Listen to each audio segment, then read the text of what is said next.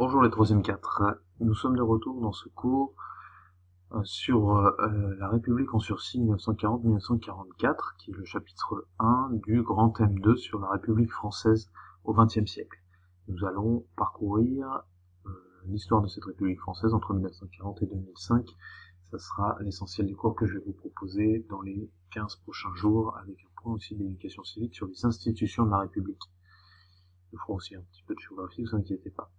Alors, vous avez d'abord ces premières pages que nous avons remplies en classe, les principaux repères chronologiques, la situation de la France en mai-juin 1940, le régime de Vichy, tout ça a été vu en classe, la vie quotidienne sous l'occupation, avec des informations que nous avons également vues au CHRD à Lyon juste avant les vacances. Nous étions rendus à l'histoire des résistants et de la résistance, et nous avions fait un premier point sur le parcours du général de Gaulle, entre le 18 juin 40, date de son appel à la résistance depuis Londres, jusqu'à son installation à Alger au début de l'année 1943 et à la proclamation d'un gouvernement provisoire de la République française en juin 1944. Nous avions commenté les symboles présents sur cette photographie.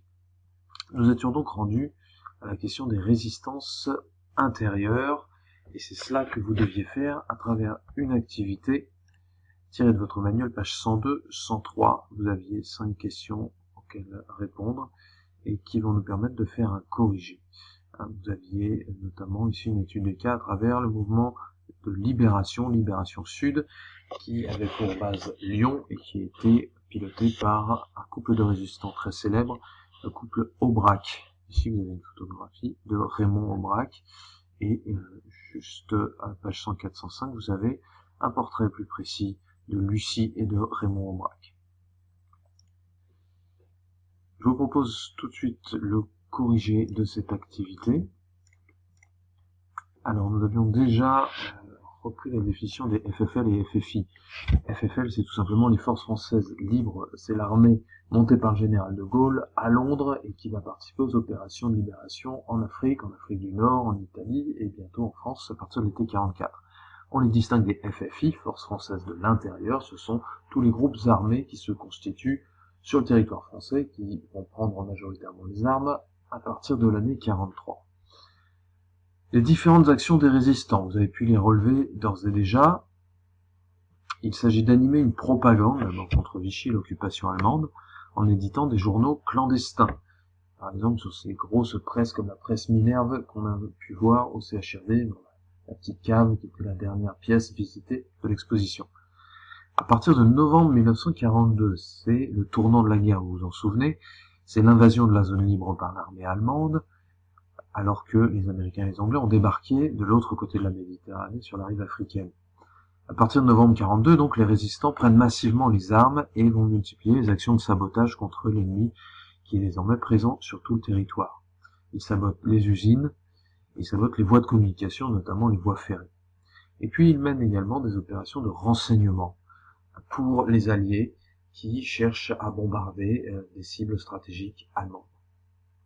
Donc retenez bien et recopiez sur votre feuille ces différents éléments. Le tournant de 1943, il est important dans l'histoire de la résistance. Pourquoi cette date est un tournant? Eh bien parce qu'à partir de 1943, le gouvernement de Vichy, qui cherche à aller toujours plus loin dans sa politique de collaboration avec l'Allemagne nazie, accepte qu'une partie des jeunes Français, à partir de 21 ans, soient envoyés en service de travail obligatoire dans les usines allemandes pour fabriquer notamment des armes, pour continuer la guerre sur le front soviétique à l'Est, et puis face bientôt aux Alliés en Italie et en France. Donc les jeunes gens, avec souvent la complicité de la société civile et notamment de leurs parents, les jeunes gens préfèrent déserter et vont prendre le maquis et devenir de fait des résistants à leur tour. Les maquis, ce sont des zones isolées, souvent dans la montagne, dans les massifs forestiers de France. Ils se forment aux techniques de combat, ils sont plus ou moins disciplinés d'ailleurs, et ils forment des poches de résistance un peu partout sur le territoire qui sont durement combattues par les armées d'occupation, mais qui forment une armée, cette fameuse armée des ombres, qui est prête à combattre lorsque le général de Gaulle en donnera l'ordre.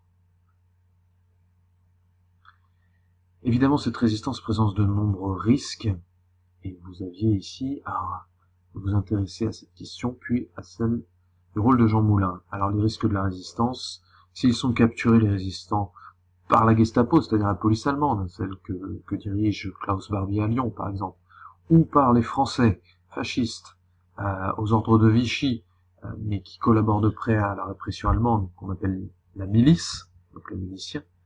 S'ils sont capturés, les résistants sont interrogés, c'est-à-dire torturés, passés à tabac. Ils risquent alors de mourir de leurs blessures en cellule. S'ils ne meurent pas, ils sont jugés et la plupart du temps condamnés à mort, à être fusillés ou bien parfois à être pendus. S'ils ne sont pas condamnés à mort, ils sont quasiment à coup sûr condamnés à la déportation dans des camps de concentration en Allemagne. On dénombre ainsi à la fin de la guerre près de 110 000 résistants arrêtés, fusillés ou déportés, dont finalement quelques milliers seulement reviendront vivants de la déportation. Le rôle de Jean Moulin, il faut s'y intéresser évidemment. Il est un préfet de la République avant la guerre. Il a donc tenté de se suicider pour ne pas obéir aux autorités d'occupation allemande en juin 1940. Il est finalement en retraite de la préfecture au tout début de la guerre, et c'est lui qui propose au général de Gaulle, en se rendant clandestinement à Londres, il propose en 1941 de réunir les résistants dispersés en France sous son autorité. Il est parachuté pour une mission secrète au printemps 1942. Il va prendre Lyon pour quartier général et il va prendre contact avec tous les groupes de résistance qui se sont formés indépendamment les uns des autres pour les convaincre de se réunir, de s'unifier à travers un Conseil national de la résistance. Il parvient à le faire en mai 1943 et ce Conseil national de la résistance rédige un programme de réforme à mettre en œuvre à la libération et il réunit aussi bien des communistes, des socialistes, des radicaux de gauche que également des monarchistes, des partisans en plus d'une droite souveraine française. Le 21 juin 1943, donc très peu de temps après avoir lancé ce Conseil national de la résistance, vous savez, Moulin est arrêté à Caluire. Il est identifié comme le chef de la résistance alors qu'il est interrogé à la prison de Montluc, il est torturé et il meurt lors de son transfert vers Berlin, probablement en gare de Metz. Je vous propose, maintenant que ce cours-là sur la résistance est terminé, je vais vous proposer d'aller reprendre. Alors, avant de reprendre sur votre cahier, vous allez, dans votre manuel, reprendre principalement la carte mentale ici à recopier qui reprend la plupart des informations à mémoriser et qui figureront dans une évaluation sous la forme d'un QCM sur Pronote très bientôt, probablement la semaine prochaine. Donc à recopier si ce n'est pas déjà fait sur votre cahier. Puis, sur votre cahier, vous notez en tête, et désormais vous allez devoir rédiger sur votre cahier puisque je ne peux plus vous donner les fiches. Toujours le thème 2 d'histoire, la République française au XXe siècle, cette fois-ci le chapitre 2, que se passe-t-il en République après la guerre, entre 1944 et 1965, c'est la refondation de la République. Je vous propose aujourd'hui de commencer évidemment par des repères chronologiques des années d'après-guerre. Voici la période que nous allons étudier. Alors vous tracez donc une chronologie et vous allez déterminer 3 périodes différentes. Vous allez voir, c'est très simple. La première période, c'est d'abord le GPRF, gouvernement provisoire de la République française présidé par De Gaulle à partir de juin 1944 et qui prend en charge l'administration du pays et le rétablissement de l'ordre républicain jusqu'en 1946, date d'une nouvelle constitution qui instaure la 4e République. Cette 4e République, elle ne dure pas très longtemps, puisqu'en 1958 est produite une nouvelle constitution qui donne lieu à la 5e République, celle que nous connaissons aujourd'hui. Nous n'avons toujours pas terminé. Alors pourquoi ce changement en 58 ? Eh bien, la France traverse en réalité des années politiques très compliquées au cours de ces 20 ans d'après-guerre. Nous ne sommes pas du tout revenus à un temps de paix. Tout d'abord, vous savez, à l'été 44 et jusqu'en mai 1945, il y a les combats de la libération.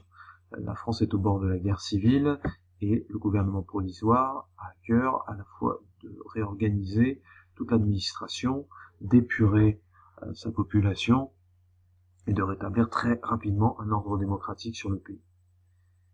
Et quelques années plus tard, éclate un second conflit, qui ne va, dans le premier temps, pas dire son nom, et on verra ça en détail. Le 1er novembre 54, ce qu'on appelait la Toussaint Rouge, c'est une série d'attentats menés par le Front de Libération Nationale, c'est-à-dire le mouvement armé pour l'indépendance de l'Algérie, FLN, qui commet plusieurs attentats dans les villes des départements français d'Algérie. C'est le début des événements d'Algérie, ce qu'on appelle aujourd'hui évidemment la guerre d'Algérie, qui dure pendant plusieurs années. En plein milieu de cette guerre d'Algérie, il y a donc la production d'une nouvelle constitution. Pourquoi? Eh bien parce que, en 58, c'est le retour du général de Gaulle en tant que chef de gouvernement de la 4ème République et bientôt premier président de cette 5e République qu'il a voulu. De ses vœux, c'était une des conditions de son retour, on le verra.